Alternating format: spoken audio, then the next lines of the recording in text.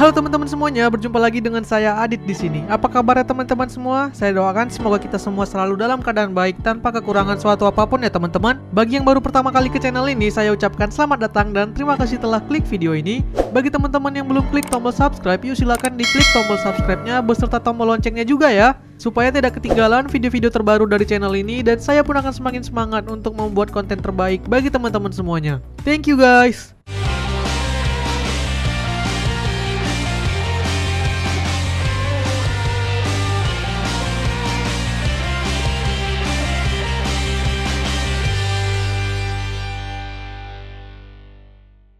Oke, di video kali ini kita akan membahas kelebihan dan kekurangan dari satu smartphone terbaru Infinix yang berasal dari seri Note.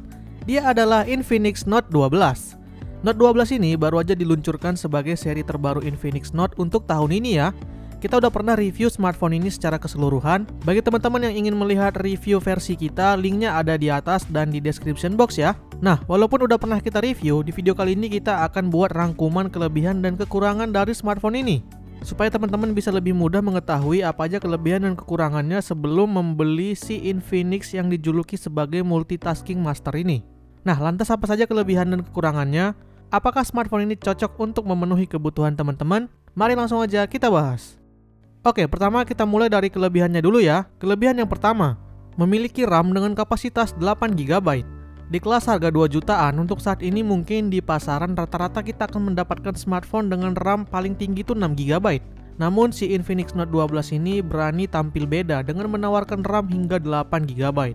Ukuran RAM 8 GB tentu masih tergolong sangat besar untuk saat ini di kelas 2 jutaan. Alhasil smartphone ini tuh enak banget buat dipakai multitasking. Buka banyak aplikasi secara bersamaan adalah hal yang mudah dilakukan oleh smartphone ini. Sehingga itulah alasan utama mengapa Infinix menyebut Note 12 ini sebagai multitasking master. Jargon yang emang sesuai dengan keadaan yang sebenarnya. Jadi kalau kamu nyari smartphone Android dengan RAM gede yang bisa dipakai multitasking dengan lancar, Infinix Note 12 ini bisa memenuhi segala kebutuhan dan ekspektasi kamu. Kelebihan yang kedua, menggunakan layar AMOLED. Layar pada ponsel 2 jutaan Infinix ini sudah pakai panel AMOLED dan ini menjadikan layarnya lebih terlihat berwarna dibanding panel IPS biasa. Resolusi yang diberikan juga sudah Full HD ya, sehingga untuk ketajamannya juga udah lumayan untuk kelasnya. Panel AMOLED juga bisa memberikan tingkat kecerahan yang lebih tinggi daripada panel IPS, sehingga layar smartphone ini akan terlihat lebih jelas walaupun di bawah terik matahari. Panel AMOLED juga punya fitur yang nggak ada di panel IPS yang bernama Always On Display. Ini bisa menampilkan jam dan notifikasi saat layarnya sedang mati. Fitur ini banyak terdapat di ponsel premium, sehingga kesan premium pada ponsel ini juga tetap terlihat walaupun layarnya sedang mati.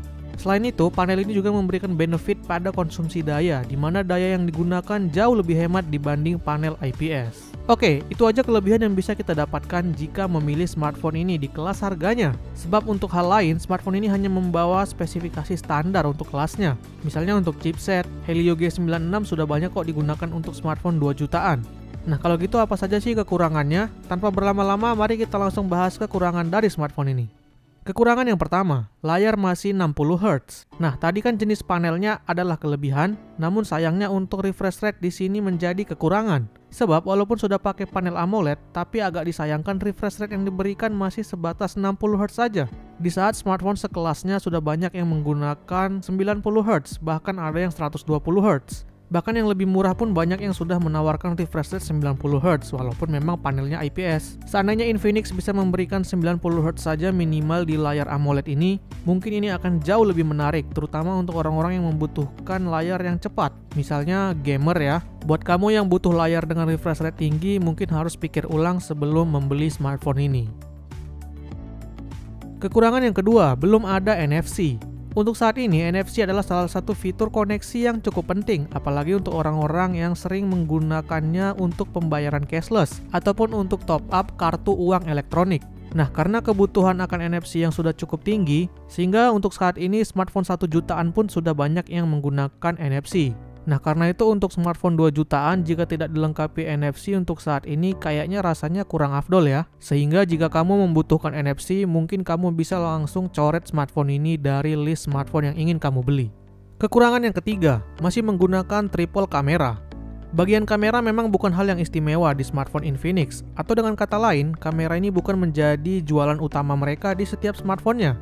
Bukan tanpa alasan, rata-rata bagian kamera Infinix sering kalah dibandingkan kompetitor baik dari segi kualitas maupun kuantitas. Hal ini juga masih terus terjadi hingga ke seri Note 12 ini.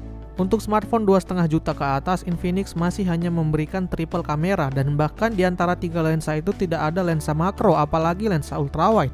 Kalau kamu orang yang nyari kamera atau butuh smartphone dengan jenis kamera yang lengkap, si Infinix Note 12 ini bukan pilihan yang tepat. Karena smartphone lain di kelas ini udah banyak kok yang menawarkan kamera yang lebih lengkap, bahkan dengan harga yang juga lebih terjangkau. Kekurangan yang keempat, build quality yang kurang begitu solid. Jika kita membahas build quality, maka yang kita bahas adalah bodinya ataupun bagian fisiknya. Smartphone ini secara desain sebenarnya udah cukup bagus, menggunakan desain kekinian yang bagian sampingnya mengotak. Cuman saat digenggam, material yang digunakan barulah terasa agak ringkih, khususnya di bagian back covernya ini. Plastiknya ini terasa agak tipis dan sepertinya mudah pecah, apalagi kalau misalkan jatuh dan terbentur. Saran saya selalu gunakan case agar lebih melindungi bodi smartphone ini ya. Oke, itu tadi dia kelebihan dan kekurangan yang berhasil saya rangkum dari si Infinix Note 12 ini. Entah kenapa spesifikasi yang diberikan Infinix Note 12 kali ini agak kurang banyak kejutannya kalau menurut saya. Dimana kalau sebelum-sebelumnya Infinix itu sering memberikan banyak spesifikasi yang tidak biasa atau overkill untuk kelasnya. Saat ini Infinix memang benar-benar hanya menjual RAM gede aja di Note 12 ini. Sisanya spesifikasi yang diberikan masih sama seperti smartphone lain di kelasnya, alias memang spesifikasi standar. Jadi balik lagi ke kebutuhan. Kalau kamu emang orang yang benar-benar sering multitasking di sebuah smartphone, buka banyak aplikasi secara bersamaan sehingga butuh RAM yang gede, maka Infinix Note 12 ini adalah jawaban terbaiknya. Kalau kamu nggak butuh banget RAM tapi malah lebih butuh yang lain, silahkan lirik smartphone lain di kelasnya yang sudah menawarkan spesifikasi lebih baik sesuai kebutuhan kamu. Oke deh, sekian dulu video kita kali ini. Semoga video ini bermanfaat buat teman-teman semuanya. Silahkan tinggalkan komentar jika ada yang ingin disampaikan. Tekan tombol like jika suka, dislike jika tidak. Jangan lupa subscribe bagi yang belum. Terima kasih telah menonton dan sampai jumpa di video selanjutnya. Bye-bye.